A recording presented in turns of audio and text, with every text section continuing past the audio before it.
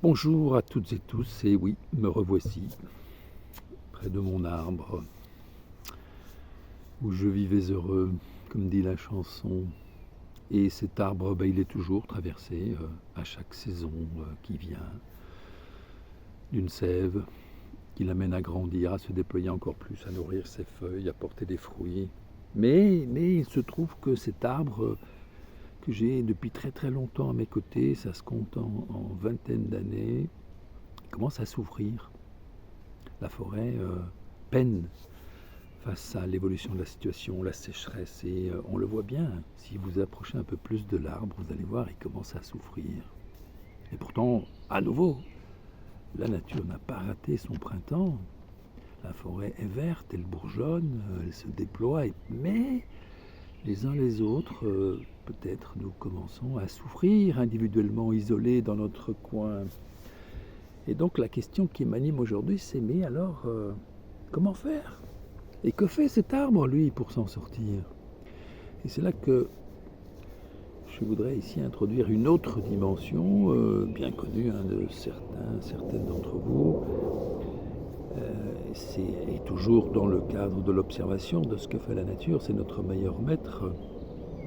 Cet arbre, il n'est pas tout seul, tout simplement. Il est entré en relation avec tous ses congénères, avec tous ses voisins, avec les autres éléments qui forment cet écosystème, et c'est développé tout un réseau d'interdépendance. Et lui est nécessaire aux autres, les autres sont nécessaires à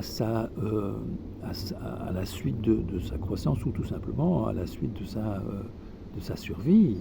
Et donc, ensemble, ils construisent quelque chose qui est beaucoup plus que la somme des parties, quelque chose qui est vivant et qui a sa propre logique interne, qui répond à certains principes, les principes du vivant. Et c'est ici que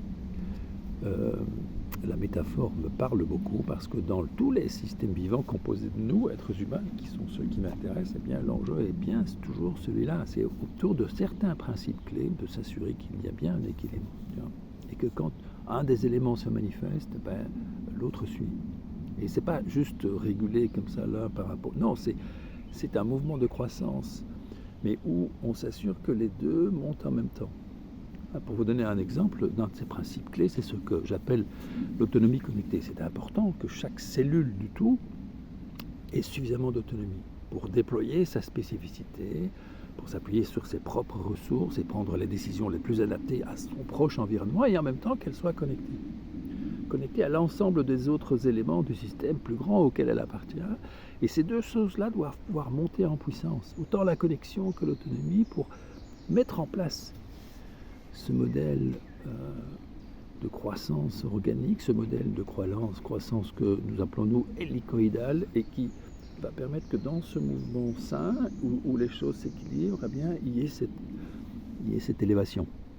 Voilà, c'est une élévation, c'est peut-être le mot est plus approprié, c'est une élévation qui en même temps fait que les éléments qui nous composent se déploient dans leur spécificité, mais en même temps servent un dessein plus grand.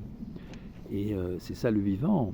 Et c'est pas juste de la croissance. C'est vrai qu'on utilise le terme en anglais growth, mais en français, c'est vrai que quand on parle de croissance tout de suite, alors on pense à un système économique qui pousse sa loi pour toujours plus. Non, ici c'est pas ça. C'est une élévation. Et ce qui nous caractérise nous en tant qu'êtres humains, et d'autres éléments dans la nature certainement, c'est que en plus de ce que nous sommes physiquement et socialement, il y a aussi la dimension de la conscience. Et donc cette élévation, elle se passe aussi par l'élévation de la conscience. Et comment nourrir ça? Comment servir ça? Comment le faire dans cette relation d'équilibre, autonomie connectée, dans ce contexte global où tous les éléments du système sont interconnectés? Comment le faire? La question est maintenant de pouvoir donner des réponses très concrètes, très vivantes, stimulantes, sur comment le faire, et c'est à ça que nous nous intéressons dans cet écosystème auquel je vous convie. C'est à ça que nous réfléchissons, c'est à ça que je vous invite. Donc tenez-vous au courant, vous pouvez tout simplement vous manifester. C'est le moment, c'est maintenant, et toujours à l'image de ce que la nature fait si bien. À très bientôt.